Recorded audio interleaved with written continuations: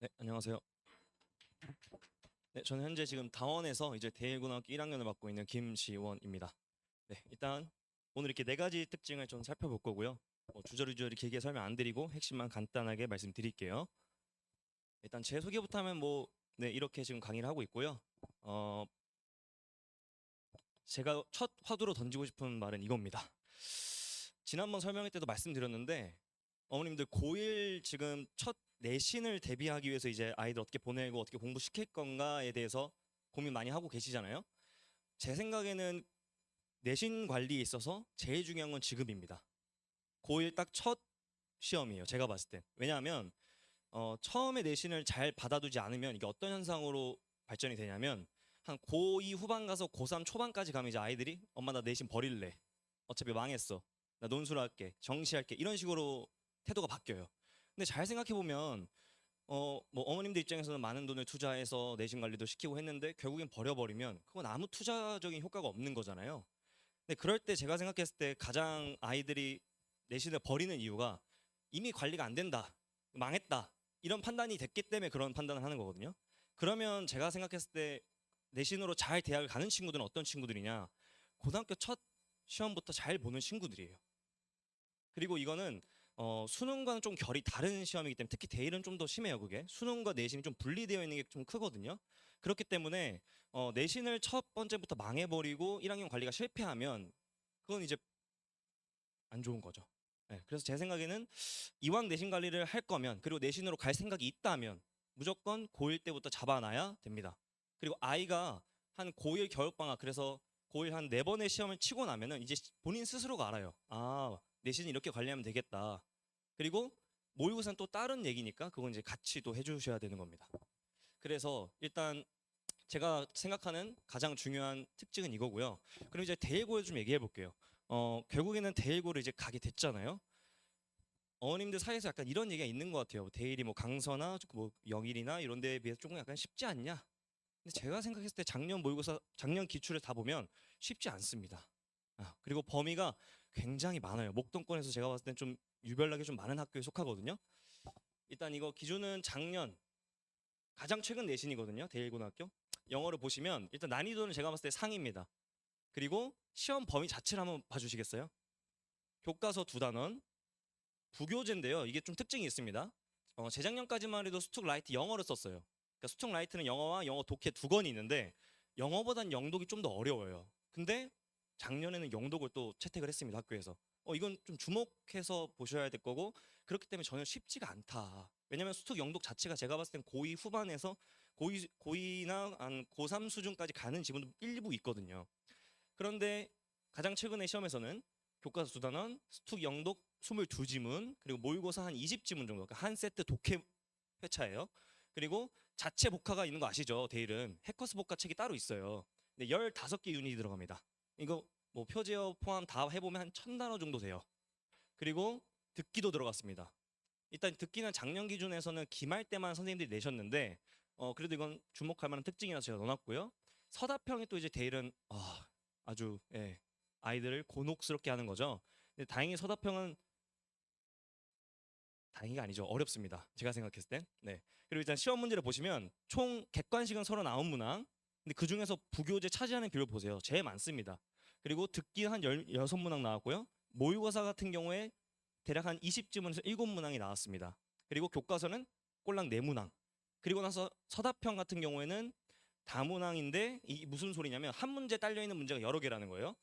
총 9문제 정도 생각하시면 되겠고 배점이 40점입니다. 그러니까 범위가 이 정도인데 서답형에서 또 하나의 가장 큰 특징은 선생님들이 이미 대일고등학교는 시험을 준비하면서 어떤 말씀하시냐면 부분 점수 없어라고 아예 깔아버려요. 그러니까 하나만 실수해도 그냥 2점, 뭐 4점, 6점 다 날아가는 겁니다. 그렇기 때문에 이 부분이 가장 큰 아이들에게 아마 힘들게 하는 부분이라 생각을 하고요. 이 시험 범위 같은 경우가 많으면 어떤 문제가 생기냐면 아이들이 일단 따라가는 게 버거워요. 왜냐면 영어의 현재 위상을 다들 아시잖아요. 엄마 나 수학해야 돼, 과학해야 돼. 그래서 영어를 많이 안 해요. 솔직히 말하면 제가 느끼기에도. 그런데 이렇게 범위가 많아버리고 심지어 이 서답형이나 어떤 그 어휘 문제 같은 경우가 뒤에서 좀 설명드리겠지만 그런 문제들은 또 외부 지문도 막 끌어다 써요 선생님들이. 그러니까 그대로 안 나온다는 거예요. 그럼 이걸 잘 보려면 어떻게 해야 되냐? 평소에 영어를 탄탄히 공부해 놓고 시험 범위 모두 다 활용해서 다양한 변형 문제도 풀어보고 정리가 돼 있는 친구들만 고득점이 가능하다는 거예요. 근데 제가 진짜 양심에 손을 얹고 시험 범위 모르고 그냥 지문 딱 던져주면 제가 생각했을 때 제 조교들도 못 풀 것 같아요. 100점이 안 나올 것 같아요. 제 생각은. 그 50분이라는 시간 내에 풀면. 그러니까 그 정도로 난이도가 있기 때문에 이제 좀 대일은 좀 만만한데 그런 생각 버리셔야 됩니다. 네. 그리고 다음번에 가보시면 대일고등학교 이제 등급을 가르는 문제 유형이랑 특징을 좀 설명드릴 건데요. 제가 생각했을 때는 대일의 가장 큰 특징은 어휘 문제입니다. 어휘 문제고 여기서 지금 빨간색으로 쳐놓은 영영풀이 같은 경우에는 이제 작년 기말고사 때 처음으로 나온 유형이긴 한데 뭐 사실은 뭐 이게 뭐 첫 유형이다 뭐 어떻게 대비하냐라고 하는데 뭐 제가 생각했을 때 큰 뭐 새로움은 아니고요. 저는 이미 대비시키고 있는 거라서 주로 이제 어휘 채우기 예를 들어 첫 스펠링만 주고 단어 써보세요. 근데 그 단어 쓸 때 어법에 맞게 써야 돼. 뭐 이런 식으로. 그리고 문맥상 틀린 어휘 찾아봐. 근데 작년 시험에서 또 새롭게 추가된 건 원래는 밑줄 친 부분에 어법상 틀린 것만 찾으라는 문제가 있었는데 이제 어휘도 그걸 추가시켰어요 선생님들이. 제가 보면은 작년에 1학기 중간 기말 그리고 2학기 중간 기말을 보면 학교 선생님들이 계속해서 뭔가 조금 더 발전하고 있는 느낌이 저는 있어요. 그러니까 단순히 그냥 기존에 나왔던 거 똑같이 내자가 아니라 좀 발전하고 있는 모습이 보인다. 그러면 이걸 대비를 할 수 있어야 됩니다. 자 그리고 이제 이거 외부지문 썼다 이 소리고요. 두 번째 아까도 말씀드렸지만 부분 점수가 없습니다. 서답형은. 다른 학교는 뭐 조금 틀리면 부분 점수 주고 이러는데 대회는 그게 없어요. 왜냐하면 조금만 쉽게 내면 애들이 다 뭐 100, 98, 99 맞아버리기 때문에 등급을 가를 수가 없어요. 그러니까 서답형에서 40점이 되는 그 부분에서 아이들의 등급을 가르겠다. 이걸 이미 갖고 계신 거죠 선생님들이. 총 40점이고요. 각 문제당 한 6에서 8점 정도 배점됩니다. 예를 들어 객관식 다 맞추고 서답형 나머지 다 맞았어. 근데 하나 틀렸다 6점. 그럼 94점이죠. 1등은 안 나올 것 같습니다. 제가 봤을 땐. 네. 그리고 네 여기 보면 이제 대처법이라고 제가 써놨는데 영어는 제가 봤을 때 뭔가 막 놀랍고 신비로운 공부가 있나요? 없어요. 네, 제 생각은 진짜 없습니다. 제가 대치동 거도 풀어보고 목동 거도 다 풀어보고 하면은 결국에 잘하는 친구들은 첫 번째 기본적으로 영어 실력이 탄탄해요. 그거는 어디서 나오냐? 어휘 많이 외우고요. 많은 해석해보고요. 네. 뭐 클리셰 같은 말이야 뭐야? 어쩔 수 없어요. 그게 정답입니다. 그래서 겨울방학 때부터 뭐 어떻게 준비하시는지 모르겠지만 꾸준히 영어 공부를 해놨고 그리고 아까 제가 보여드린 그 범위를 이제 3월 딱 들어가면 받아들일 수 있어야 돼요. 하면서 어렵다라는 느낌이 들면 이미 거기서 대일은 조금 힘듭니다. 왜냐면은 범위가 많기 때문에 힘들어 하나하나 맞춰 이렇게 할 수가 없고 일단 치고 나가야 되기 때문에 왜냐면 다른 학원들은 다 그렇게 하고 있고 다른 선생님들이 아이들은 그렇게 하고 있기 때문에 네, 그 부분은 분명히 명심하셔야 됩니다. 그래서 일단 가장 기본적으로 영어력 쌓아야 된다라는 말씀을 드리고 싶고요. 두 번째는 다양한 문제 또 많이 풀어봐야 돼요. 예, 그냥 단순히 나 영어 해석 잘해 뭐 문제 잘 풀어가 아니라 대일고등학교만의 스타일에 맞는 영어 문제를 많이 풀어봐야 됩니다. 왜냐면 다른 학교는 그렇게 많지 않아요. 제가 봤을 때는 그나마 좀 비슷하게 한가람인데 어휘나 어법 같은 거를 다문항 찾으라는 것도 맞고요. 그리고 아까 어휘를 스펠링 한 단어만 주고 써보라 이런 것도 제가 봤을 땐 대일고등학교만의 특징이다라고 말씀을 드리고 싶습니다. 네, 그러면 이제 제가 너무 이제 공포 마케팅 아닌가? 아닙니다. 이게 실제고요. 팩트입니다. 그래서 어떻게 준비를 시키냐라고 이제 제 좀 특징을 말씀드리면 일단은 제 내신 수업은 제가 이렇게 지금 생각을 하고 있고요. 제가 맡고 있는 학교가 이렇게 해서 같이 써놓은 거고요. 어휘 같은 경우에는 일단 당연히 해커스법과 자체가 거기에도 어근이나 접사 이런 게 있습니다. 근데 그거를 단순히 암기하고 하는 것보단 이제 제가 설명을 가미해서 같이 설명해 주고요. 또 동반형 같은 거는 뭐 시험에 너무 많이 나오기 때문에 당연히 필수로 정리를 해야 되고 3번이 제가 봤을 땐 제일 중요합니다. 제가 벌써 1월 중순부터 이제 대일고 시험 범위에 해당하는 그 해커스 어휘를 뜯어서 저희 연구실에서 계속해서 어휘 문제를 만들고 있어요. 왜냐하면 이 문제를 찾기가 좀 쉽지 않습니다. 예, 그렇기 때문에 제가 자체 제작을 해서 지금 데이터를 쌓아놓고 있고 아이들에게 다양한 문제를 줄 준비를 하고 있습니다. 그리고 이제 어법이랑 서답형은 중요하죠. 일단 기본적으로 학교 문법은 다 아셔야 돼요. 그러니까 중학교 수준에 있는 어법 수준이 아닙니다. 예를 들어 1단원에 이거 나왔으니까 이게 아니라 섞어내버려요.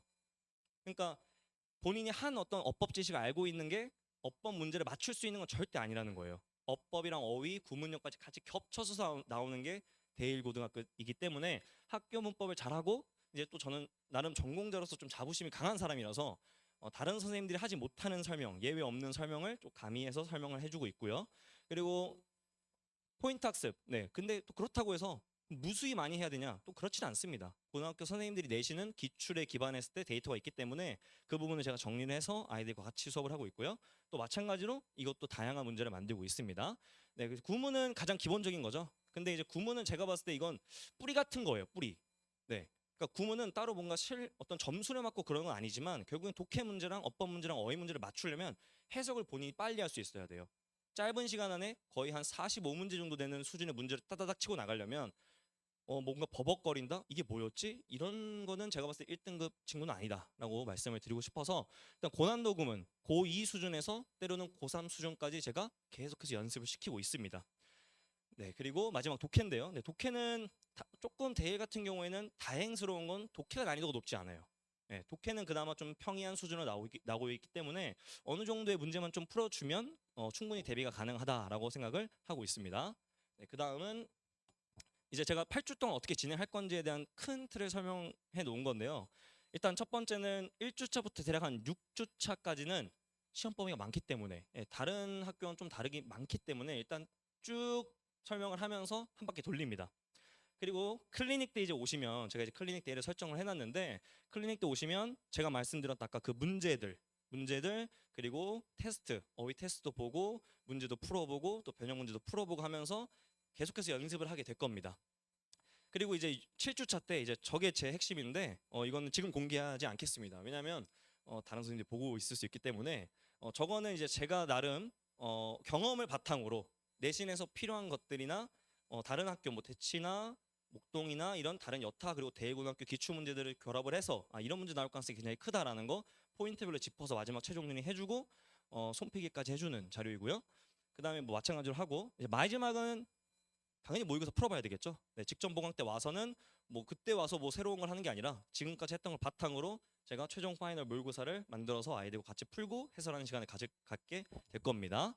네, 그리고 뭐 이제 이거는 저는 일단 당연히 제가 다 교재 만들고 있고요. 네, 그래서 이건 이제 올해 새로 나온 교재인데 이건 이제 윈터 때 썼던 교재고 당연히 또 내신 때는 새롭게 제가 지금 벌써 만들고 있습니다. 네, 만들고 있어서 아직 표지는 결정되지 않아서 제가 자료를 쌓고 있고 어떻게 할 거다라는 걸 보여드리는 것이고 클리닉 때 나가는 과제들도 다 제가 만들고 있어요. 예를 들어 이렇게 서술형 문제 푸는 거나 서답형 그리고 어법 문제 이거는 어휘 스타일이에요. 네, 이런 것도 해야 되고 그리고 제가 이걸 이제 갖다 놓은 이유가 뭐 최근에 지금 이제 대일고등학교에 그 영영풀이가 나와서 뭐 막 새로운 유형이다.